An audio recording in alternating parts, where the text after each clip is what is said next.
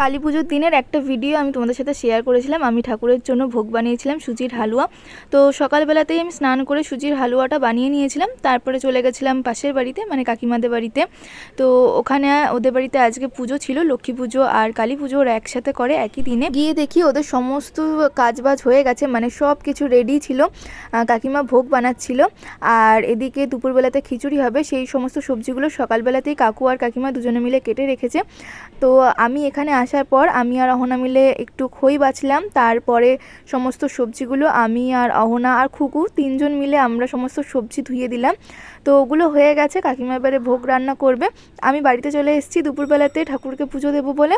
আজকে আমি সুজির হালুয়া করেছিলাম, তো সেটাই আমি ঠাকুরকে আজকে ভোগ নিবেদন করলাম। আর আজকে সকালবেলাতে তো মাই পুজোটা দিয়ে নিয়েছিল, পুজো দেওয়া হয়ে গিয়েছে। এবারে আমি ভাত খাবো। আজকে আমার মা করেছে ফুলকপির পকোড়া, তার সাথে করেছে আলু পটল ভাজা, আর করেছে সয়াবিনের তরকারি। আজ যেহেতু কালী পুজো, সেই জন্য আমরাও বাড়িতে আজকে নিরামিষই খাচ্ছি। আজকে আমাদের বাড়িতে আমিষের কোনো কিছুই হয়নি। দুপুরে খাওয়া দাওয়ার পর আমার তো প্রচণ্ড ঘুম পাচ্ছিল, আমি একটু ঘুমিয়ে নিয়েছিলাম। তারপরে বিকেলবেলাতে কাকিমাদের বাড়িতে গেছিলাম, তখন ওদের বাড়িতে পুজো হচ্ছিল। পুজো শেষ হতে হতে প্রায় সন্ধ্যা লেগে গেছিলো। তারপরে আমি কিছু ফলও বনিয়ে নিয়েছিলাম।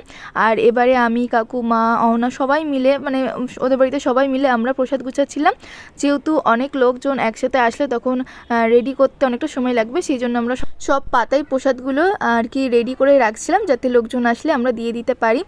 তো এইভাবেই আমাদের কালী পুজোর দিনটা খুব ভালো কাটলো। আর সমস্ত কাজ বাজ সেরে নেওয়ার পর রাতের বেলাতে আমরা সুন্দর সুন্দর অনেকগুলো ফটো তুলেছিলাম।